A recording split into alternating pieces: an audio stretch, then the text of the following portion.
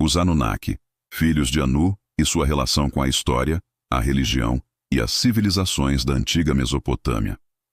A palavra Anunnaki, ou Anuna, Anunnako, Ananaki, aparece nos textos da antiga Mesopotâmia e se refere a um grupo de divindades ligadas à ordem cósmica e ao destino humano.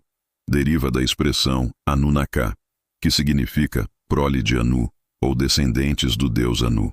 Na mitologia da Suméria, Anu era o deus supremo do céu, ocupando o topo do panteão, e os Anunnaki eram considerados seus filhos ou sua corte divina. De acordo com as fontes sumérias, acadianas, assírias e babilônicas, como os mitos de Eridu-Gênesis, Enuma Elish, Epopeia de Gilgamesh, Descida de Inanna ao mundo inferior, e os textos reais de Ur e Lagash, os Anunnaki formavam um conselho de deuses que presidia os decretos do destino. Eles não eram apenas deuses individuais, mas uma assembleia, semelhante ao conselho dos deuses do Olimpo na tradição grega, ou ao concílio divino presente em Ugarit e em textos hebreus antigos. Os Anunnaki como divindades sumérias, os estudiosos, como Samuel Noah Kramer, Thorkild Jacobsen, Paul Alain Beaulieu e Jean Bottero, enfatizam que os Anunnaki não eram alienígenas ou seres físicos, mas entidades mitológicas religiosas, parte do sistema simbólico sumério de explicação do universo. Para os sumérios, eles participavam da criação da humanidade, administravam o mundo espiritual e mantinham a ordem cósmica, o Me, as leis divinas que regem realidade, cultura e sociedade. No mito de Atrahasis, os deuses trabalhavam na manutenção do cosmos, mas se cansaram do trabalho físico e criaram a humanidade para servi-los, cultivar a terra, construir templos e realizar rituais. Nesse mito, os Anunnaki atuam como supervisores do destino humano, enquanto outra classe de deuses, os Igigi, desempenha tarefas mais subordinadas. Funções dos Anunnaki. Os estudos assiriológicos mostram que o número e a função dos Anunnaki variam conforme o período. Em Uruk e Nippur, eram associados à realeza divina. Em Eridu e Lagash, eram ligados à fertilidade, ao submundo e ao julgamento dos mortos. No mito da descida de Inanna, os Anunnaki são juízes do submundo, presidindo o tribunal da deusa Ereshkigal. Já em outros textos, aparecem como os 70 grandes deuses, árbitros do destino dos reis e das cidades. Assim, não são deuses específicos como Enki, Enlil ou Inanna, mas uma categoria divina, uma classe. A relação deles com os humanos era indireta. Não eram necessariamente cultuados individualmente, mas representavam a ordem divina coletiva. Relação com os sumérios. Para a civilização suméria, os Anunnaki eram parte da estrutura social projetada no cosmos. A sociedade humana era hierárquica e o mundo dos deuses também. O rei da cidade era o representante dos deuses na terra, e o templo era o ponto de encontro entre os mundos. O sistema teológico sumério era organizado e político. Os Anunnaki podiam legitimar ou retirar legitimidade de reis, como se vê na lista real sumeriana que afirma: a realeza desceu do céu. Isso implicava que o poder vinha desse conselho divino. Dos sumérios aos acádios, babilônios e assírios, quando o Império Acádio surge sob Sargão, 2 de 334 a.C., os Anunnaki continuam presentes, mas agora integrados à teologia acadiana.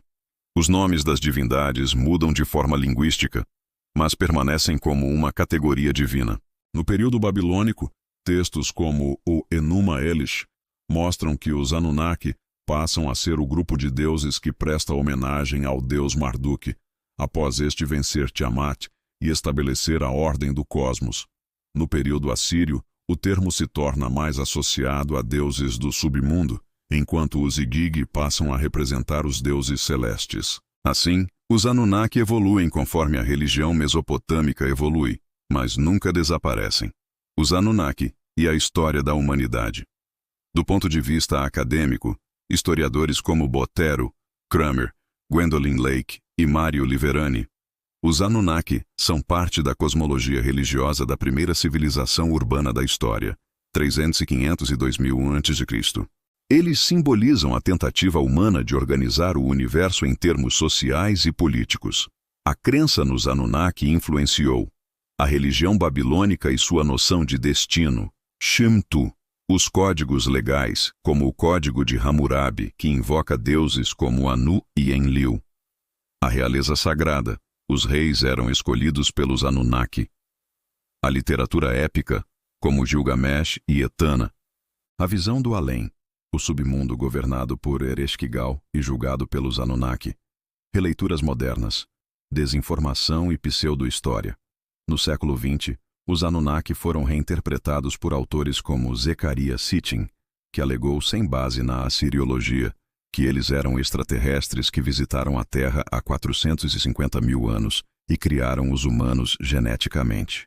Historiadores e assiriólogos rejeitam isso por completo.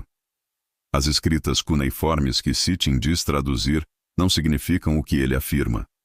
Não há menção a naves, DNA ou planeta Nibiru nos textos originais. A visão científica considera essas teorias parte da arqueologia fantástica.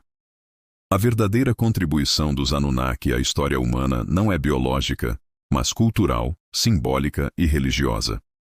Legado: os Anunnaki representam a mais antiga concepção registrada de um conselho divino, a ligação entre governo humano e ordem cósmica, a transformação de mitos ao longo de civilizações sucessivas, o nascimento da teologia organizada e do conceito de destino. Sua memória sobrevive em mitologia e literatura, estudos de religião comparada, inspirações em ficção moderna, de Lovecraft a videogames, debates entre ciência e pseudociência. Conclusão: para a história e a arqueologia, os Anunnaki não são seres físicos que vieram do espaço, mas ideias divinas criadas pelos sumérios para explicar poder, natureza e existência.